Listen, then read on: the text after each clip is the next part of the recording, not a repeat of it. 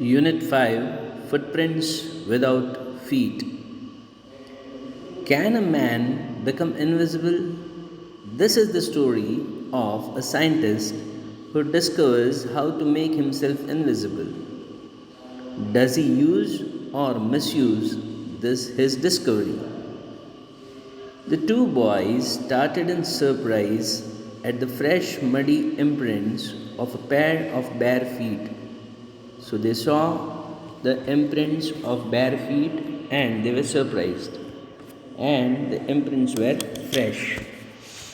What was a barefooted man doing on the steps of a house in the middle of London? So, this is the location where this incident took place. It was the middle of London.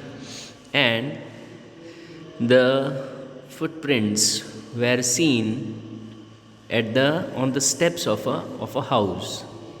And where was the man? The man was not to be seen, the footprints were there. As they gazed, a remarkable sight met their eyes. They saw something remarkable. A fresh footmark appeared from nowhere. So the man was not there, and a fresh footmark was seen. Further footprints followed, one after another. Then those footprints, as if a person is walking, in that way the footprints could be seen. Descending the steps and progressing down the street, so the footprints of that man were moving towards the street. The boys followed, fascinated, until the muddy impressions became fainter and fainter at last and disappeared altogether. The explanation of the mystery was really simple enough. The bewildered boys had been following a scientist.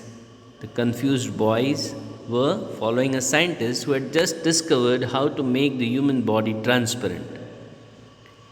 Griffin, the scientist, had carried out experiments after experiment to prove that the human body could become invisible. Finally, he swallowed certain rare drugs and his body became as transparent as a sheet of glass, though it also remained as solid as glass. So, this was the outcome of his experiments. He swallowed certain rare drugs and he became invisible like a glass. Brilliant scientist though he was, Griffin was rather a lawless person. He did not follow the laws. His landlord disliked him and tried to eject him from the premises where he lived. In revenge, Griffin set fire to the house. To get away without being seen, he had to remove his clothes. Thus he became a homeless wanderer. The house was burnt, he left the house, he became transparent, and then he was wandering as a homeless person. Without clothes, without money, and quite invisible, until he happened to step in some mud and left footprints as he walked. So, if he stepped into the mud, then his footprints could be seen, otherwise, he was invisible. He escaped easily enough from the boys who followed his footprints in London, but his adventures were by no means over. He had chosen a bad time of the year to wander about London without clothes. It was midwinter. The air was bitterly cold, and he could not do without clothes. Instead of walking about the streets, he decided to slip into the big London store for warmth. So he decided to go into a big London store so that he doesn't feel so cold.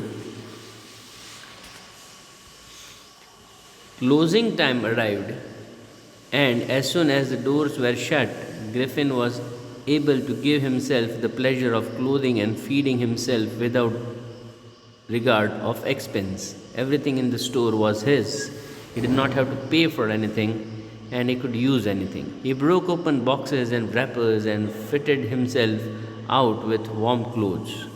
Soon, with shoes, an overcoat, and a wide brimmed hat, he became a fully dressed and visible person.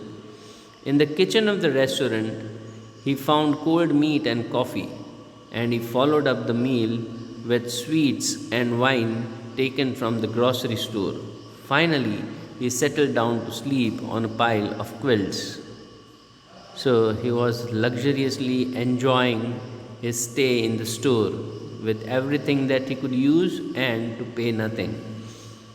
If only Griffin had managed to wake up in good time, all might have been well.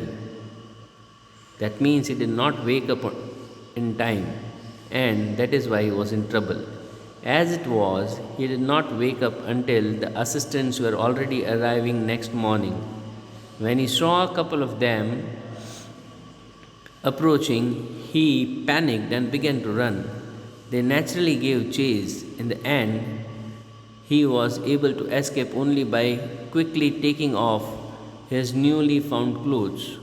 So once more he found himself invisible but naked in the chill January air.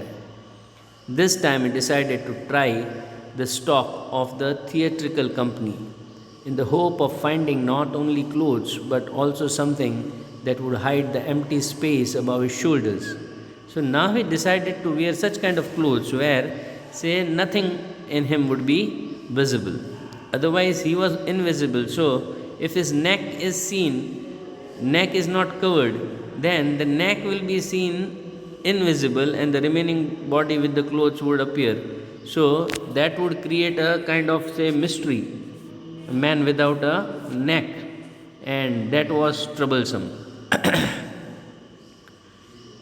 He soon found a suitable shop where they got theatrical the things that were used in the theater for dressing up and uh, making up different types of roles, playing different types of roles. This time it decided to try the stock of a theatrical company in the hope of finding not only clothes but also something that would hide the empty space above his shoulders. Shivering with cold, he hurried to Drury Lane. Drury Lane, that is the center of the theatre world in London. He soon found a suitable shop.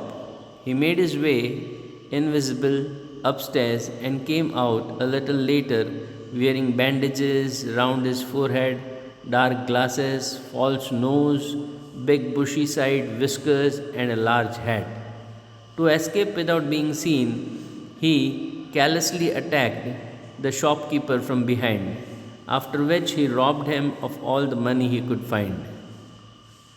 Why does Mrs. Hall find the scientist? Now, this is what will follow in the next paragraph.